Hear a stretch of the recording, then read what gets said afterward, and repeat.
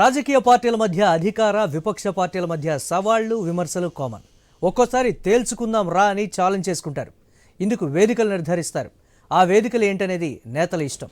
తాజాగా తెలంగాణలో CM Revanth Reddy BRS నేతల మధ్య చర్చలపై సవాళ్లు నడుస్తున్నాయి. సీఎం రేవంత్ సవాల్కు సై అంటూ చర్చకు సిద్ధమైన బీఆర్ఎస్ వర్కింగ్ ప్రెసిడెంట్ కేటీఆర్ ఇందుకు హైదరాబాద్ ప్రెస్ క్లబ్ను ఎంచుకున్నారు. పార్టీ నేతలు కార్యకర్తలతో కలిసి హైదరాబాద్ ప్రెస్ క్లబ్కు వచ్చిన కేటీఆర్ సీఎం రేవంత్ రెడ్డి కోసం ప్రత్యేకంగా కుర్చీ వేశారు. ఇంతవరకు బాగానే ఉన్నా తాజాగా ఈ ఎపిసోడ్పై ముఖ్యమంత్రి రేవంత్ రెడ్డి చేసిన వ్యాఖ్యలే దుమారో రేపుతున్నాయి. తనను చర్చలకు క్లబ్బులు పబ్బులకు పిలవద్దని వ్యాఖ్యానించారు సీఎం రేవంత్. ఎక్కడికైనా వస్తా, ఎక్కడికైనా రామా, ఎక్కడికొద్దు స్వామి, మొత్తం ఈ సెటప్ అంతా తీసుకొని వస్తారు. మా వాళ్ళు ఆరోగ్యం సహకరించకపోతే మీరు కుర్చీ వేసుకొని అక్కడ కుర్చీలో కూర్చోండి. చంద్రశేఖరరావు గారు, మాకు అసెంబ్లీ నిర్వహిద్దాం ఎర్రవల్లి ఫామ్ హౌస్ లోనే. కాదు కూడదు అని ఒకవేళ అంటే చంద్రశేఖరరావు గారు పిలిస్తే నేను కూడా వస్తా. నాకేం బేసిజాలు లేవు. క్లబ్బులు పబ్బులు అంటేనే మాకు కొంచెం ఇబ్బంది, మేము వాటికి దూరం మొదటి నుంచి. నాకేం బేసిజాలు లేవు. క్లబ్బులు పబ్బులు అంటేనే మాకు కొంచెం ఇబ్బంది, మేము వాటికి దూరం మొదటి నుంచి. సీఎం చేసిన కామెంట్సే పాత్రికేయ లోకాన్ని విస్మయపరిచింది. కేటీఆర్ వెళ్ళింది ప్రెస్ క్లబ్కు. అది పాత్రికేయుల ఆధ్వర్యంలో నడిచే ఒక వేదిక. ఎన్నో చారిత్రక ఘటనలకు కేంద్రం, మరెన్నో చారిత్రక చర్చలకు నిలయంగా ఉంది. ఇతర క్లబ్బులకు ప్రెస్ క్లబ్కు ఎంతో తేడా ఉంది. ఆ విషయం తెలిసి కూడా ప్రెస్ క్లబ్ను చిన్నబుచ్చేలా, పాత్రికేయులు నొచ్చుకునేలా ముఖ్యమంత్రి వ్యాఖ్యలు చేయడం ఎంతవరకు సబబు అనే ప్రశ్నలు ప్రస్తుతం చర్చల్లో ఉన్నాయి. ఇతర క్లబ్బులతో ముడిపెట్టి ప్రెస్ క్లబ్పై విమర్శలు చేయడాన్ని తప్పుపడుతున్నారు మీడియా ప్రతినిధులు.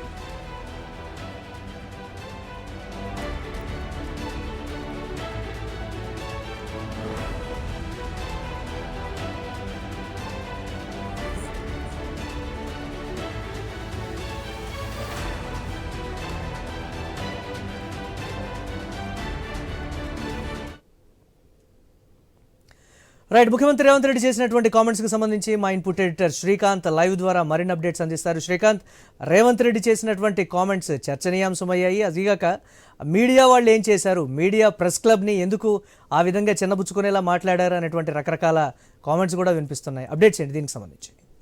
అఫ్కోర్స్ మీడియా అంటేనే భారత రాజ్యాంగం ప్రకారం 4th పిల్లర్. సో అట్లాంటి 4th పిల్లర్కు ఒక దేవాలయం లాంటిదే ప్రెస్ క్లబ్. సో ప్రతి జిల్లాలో ఉంటుంది ప్రెస్ క్లబ్. సో మీడియా ఎవరైతే జర్నలిస్టులు ఉన్నారో ఆ జర్నలిస్టులు అందరూ సంక్షేమ విషయం అయితేనేమి, లేదంటే యూనియన్ విషయం అయితేనేమి సంఘటితంగా ఉండడానికి ప్రెస్ క్లబ్లు ఉంటాయి. అండ్ ఈ ప్రెస్ క్లబ్లు ఏంటంటే సామాన్యులు కూడా వచ్చి అక్కడికి వచ్చి తమ సమస్యలు చెప్పుకోవడానికి, లేదంటే తమ గోడును వినిపించుకోవడానికి ప్రెస్ క్లబ్కి వచ్చి ప్రెస్ మీట్లు పెడతా ఉంటారు. దానికోసం ప్రెస్ క్లబ్ను బుక్ చేసేటువంటి ఒక సాంప్రదాయం ఉంటుంది.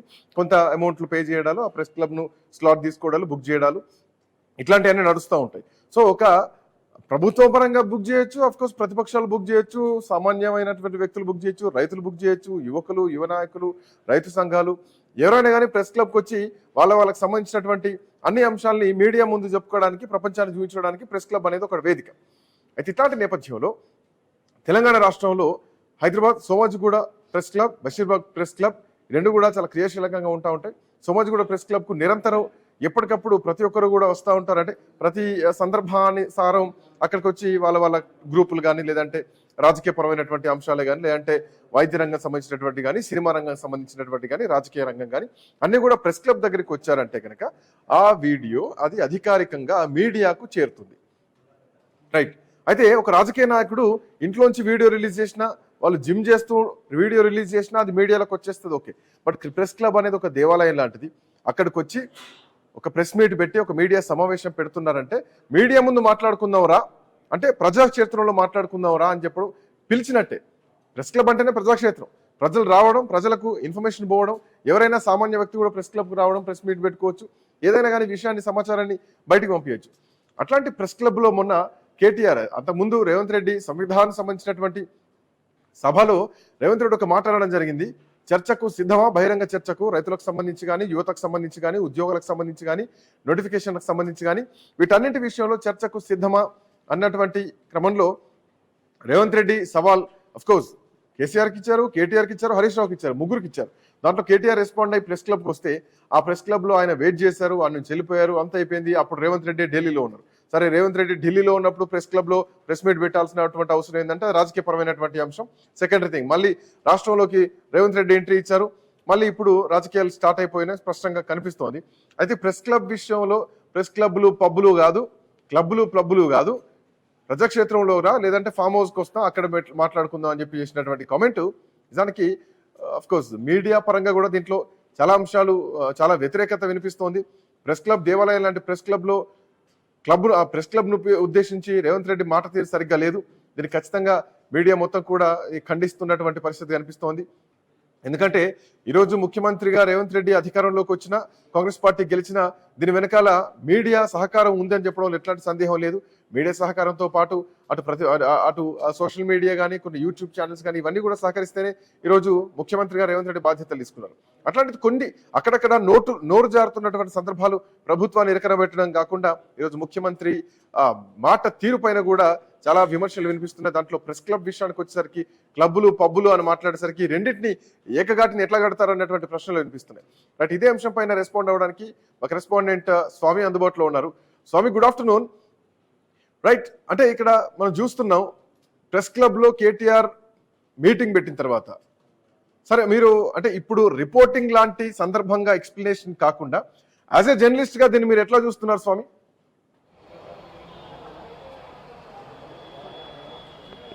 అంటే శ్రీకాంత్ మొదటి నుంచి కూడా హైదరాబాద్ ప్రెస్ క్లబ్ అనేది కూడా ఒక హిస్టారికల్ ప్లేస్. హైదరాబాద్లో కావచ్చు, ఏ రాజకీయ పార్టీ అయినా, ప్రజా పక్షాలైనా కూడా, ఒక ఎన్జిఓ సంస్థలైనా, ఎవరైనా బాధితులైనా ఎవరైనా సరే వారు చెప్పాలనుకున్న విషయాన్ని ప్రెస్ క్లబ్కి వచ్చి ఒక ప్రెస్ మీట్ పెట్టి ఆ వేదికగా వారి సమస్యలు కావచ్చు, వారు చెప్పాలనుకున్న విషయాన్ని చెప్పుకోవడం కోసం ఒక వేదికగా పరిగణిస్తారు.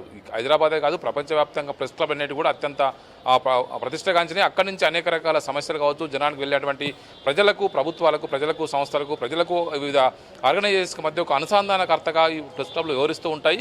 దానికి తోడు కొంత రిక్రియేషన్గా కూడా అక్కడ దాన్ని వినియోగించుకుంటూ ఉంటారు. ప్రెస్ క్లబ్లు అనేవి కూడా కేవలం క్లబ్ లాగా వినియోగించుకోవడం కాదు, ఇది ఒక సమాచార కేంద్రంగా అందరికీ సమాచారాన్ని అందజేసే ఒక మాధ్యమంగా దీన్ని వినియోగించుకోవడం కోసమే దీన్ని దేశవ్యాప్తంగా దీన్ని వినియోగిస్తారు. దేశంలో బెంగళూరు కావచ్చు, ఢిల్లీ ప్రెస్ క్లబ్ మనం చూస్తున్నాం ఎంత పేరు ప్రతిష్టలు కాంచింది. అలాగే హైదరాబాద్ ప్రెస్ క్లబ్లో కూడా ఇప్పుడున్నటువంటి ముఖ్యమంత్రి రేవంత్ రెడ్డి కావచ్చు, ఇటు కేటీఆర్ కావచ్చు, అనేక మంది నాయకులంతా కూడా మీట్ ది ప్రెస్ కార్యక్రమాల్లో కావచ్చు, అనేక రకాల సందర్భాల్లో వచ్చి అక్కడ ప్రెస్ మీట్లు పెట్టి వారు చెప్పాలనుకున్న విషయాన్ని ప్రజలకు, వాళ్ళ పార్టీ కార్యకర్తలకు, నాయకులకు చెప్పిన వ్యక్తులే. కానీ మొన్న జరిగినటువంటి ఈ విషయంలో ఏదైతే తమకు రైతులకు ఎవరేం చేస్తున్నారో, నిరుద్యోగులకు ఎవరేం చేస్తున్నారో చెప్పాలనుకున్న విషయం సందర్భంగా ముఖ్యమంత్రి రేవంత్ రెడ్డి విసిరిన ఛాలెంజ్కు ఒకవైపు ఇటు కేటీఆర్ను హరీష్ రావును బహిరంగ చర్చకు రావాలని చెప్పేసి రేవంత్ రెడ్డి స్వయంగా ఒకవైపు వారికి సవాల్ విసిరడంతో కూడా సవాలు స్వీకరించినటువంటి BRS party working president KTR ఈ హైదరాబాద్ ప్రెస్ క్లబ్కి వచ్చి ముఖ్యమంత్రి రేవంత్ రెడ్డి బహిరంగ చర్చకు రావాలని చెప్పి అక్కడ ఒక కుర్చీ వేసి పార్టీ నాయకులు కార్యకర్తలు వచ్చి అక్కడ కూర్చొని అడవుడు చేయడంతో ఒక్కసారిగా కాంగ్రెస్ పార్టీ కార్యకర్తలు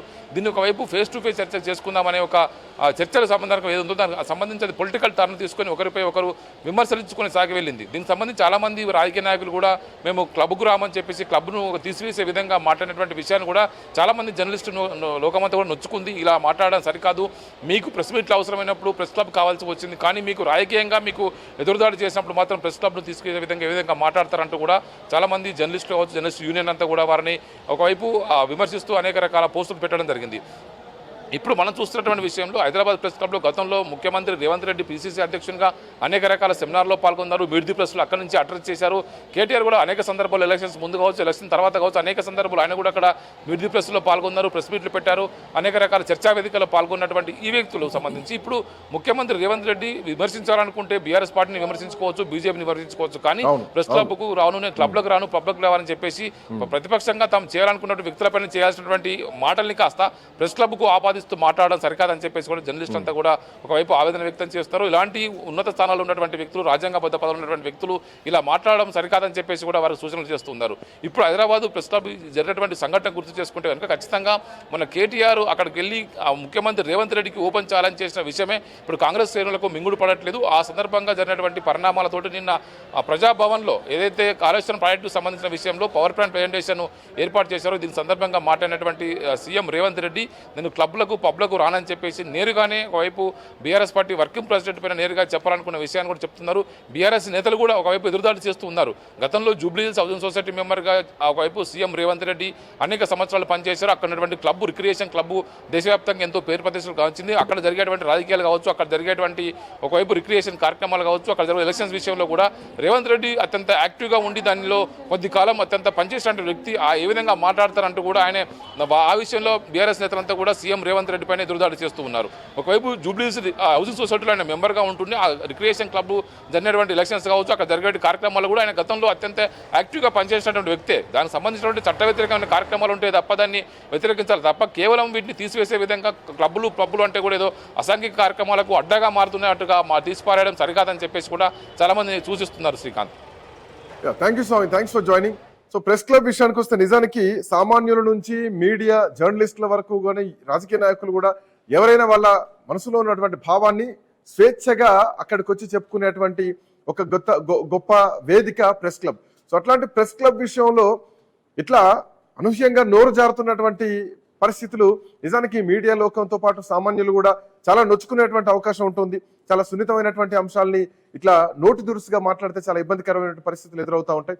సో ఈరోజు ప్రెస్ క్లబ్ విషయంలో మీడియాతో పాటు జర్నలిస్టులంతా కూడా నొచ్చుకున్నటువంటి పరిస్థితి కనిపిస్తోంది.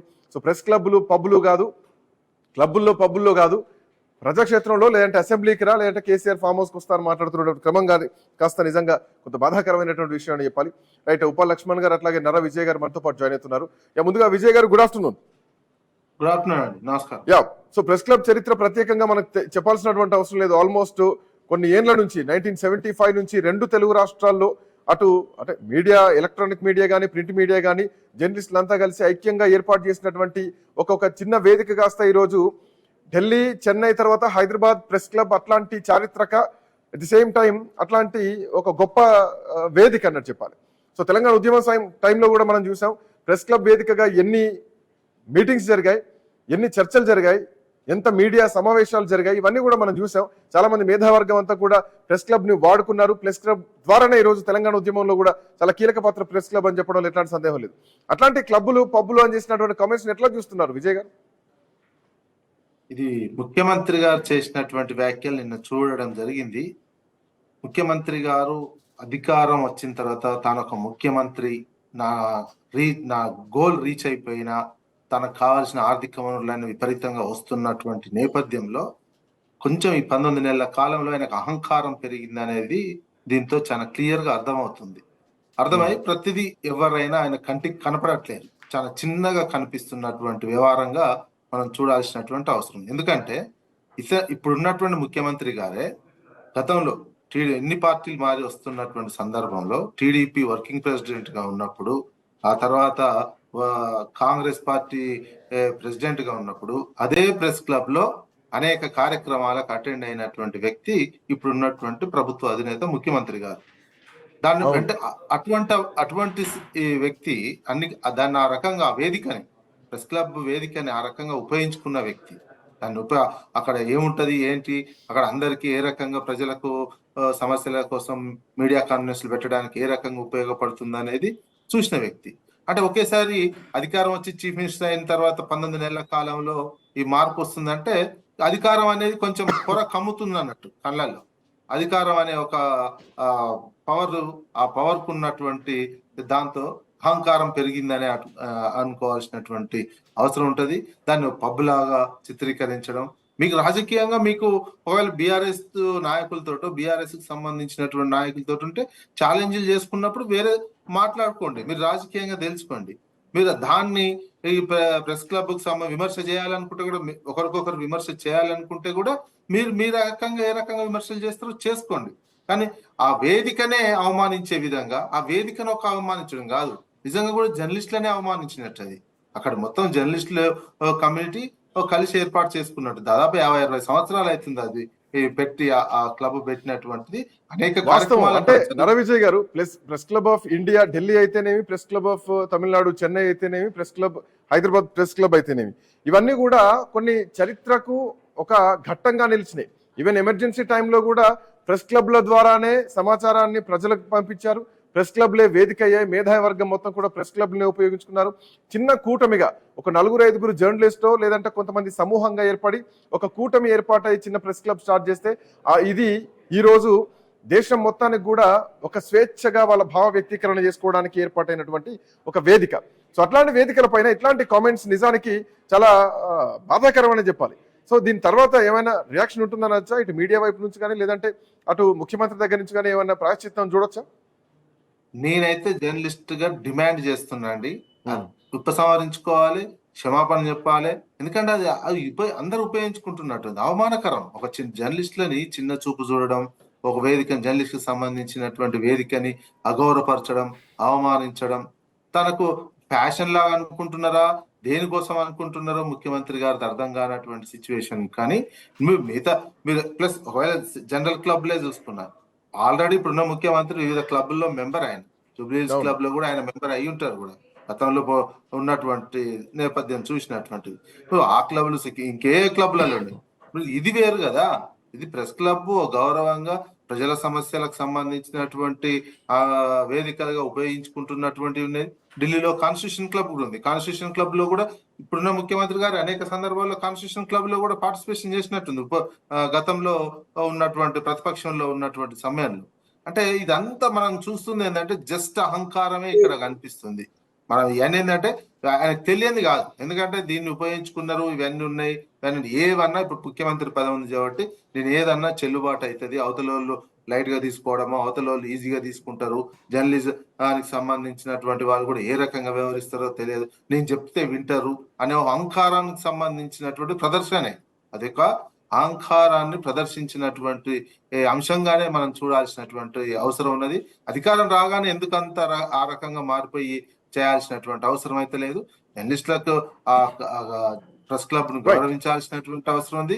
దానికి సంబంధించి ఆ మాటలను ఉపసంహరించుకోవాలి, క్షమాపణ చెప్పాల్సినటువంటి బాధ్యత ఉంటుంది. ఎందుకంటే పొరపాటు అది ఇదే ఒక్కొక్క సమయంలో అట్లా పెరిగిపోతుంటది అహంకారం, కొంచెం పవర్ రాగానే. ఆ సందర్భంలో ఆ ట్విస్టింగ్ లో కనుక ఆయన మార్పు గనక ఆస్కారం ఇస్తే భవిష్యత్తు మరింత బాగుంటుంది. మార్పు నాకు అధికారం ఉన్నది, పవర్ ఉన్నది, చుట్టూ ఎవరు చూసినా ఎవరు అనేటోళ్ళు లేరు, ఏమీ లేదు అనే ఉంటే పరిస్థితి ఇది. జర్నలిస్ట్ గా దాన్ని ఉపసంహరించుకోవాలి, క్షమాపణ చెప్పాలి. ఇది భవిష్యత్తులో ఇట్లాంటివి జరగకుండా చూసుకోవాలి. మీరు రాజకీయాలు ఉంటే రాజకీయాలు చూసుకోండి. జర్నలిస్టులను అగౌరవపరిచే విధంగా, కించపరిచే విధంగా చిన్న చూపు చూడడం వల్ల మీకు ఏమొస్తుంది? జర్నలిస్టులను చిన్న చూపు చూస్తే మీకు ఏమన్నా అది వస్తుందా? అంతకుముందు ఏదైనా ఎవరైనా ఏమైనా గట్టి క్వశ్చన్లు వేస్తే నీకు ఇబ్బంది అయితే ఆ జర్నలిస్టులను ఎవరైనా దృష్టిలో పెట్టుకొని మొత్తం జర్నలిస్ట్ కమ్యూనిటీని, క్లబ్ నే అవమానించే విధంగా మాట్లాడడం కూడా సరైంది కాదు. అది అంత పెద్ద స్థాయికి పోయినప్పుడు మరింత హుందాగా వ్యవహరించాలి. ఒక ముఖ్యమంత్రి స్థాయిలో ఉన్నటువంటి వ్యక్తి హుందాగా వ్యవహరించాల్సినటువంటి బాధ్యత ఉంది. One second, welcome back to మీ దగ్గరికి. ఉప లక్ష్మణ్ గారు నమస్తే అండి, గుడ్ ఆఫ్టర్నూన్. సో అంటే గతంలో కూడా ముఖ్యమంత్రి యూట్యూబ్ ఛానళ్ళకి సంబంధించి కొన్ని కామెంట్లు చేయడం జరిగింది సోషల్ మీడియా. సో ఇవాళ రేపు సోషల్ మీడియా ఎంత స్పీడ్ గా ఉందో మనం చూడొచ్చు. కొన్ని ఎవరు ఆపినా కానీ, ఏ మీడియా ఆపినా కానీ సోషల్ మీడియాని ఆపడం మాత్రం ఎవరి తరం కాదు. సో ఆ కామెంట్స్ తర్వాత నిజానికి ప్రెస్ క్లబ్స్ అంటే ప్రజాస్వామ్యానికి అద్దం పట్టేటి అనే చెప్పాలి.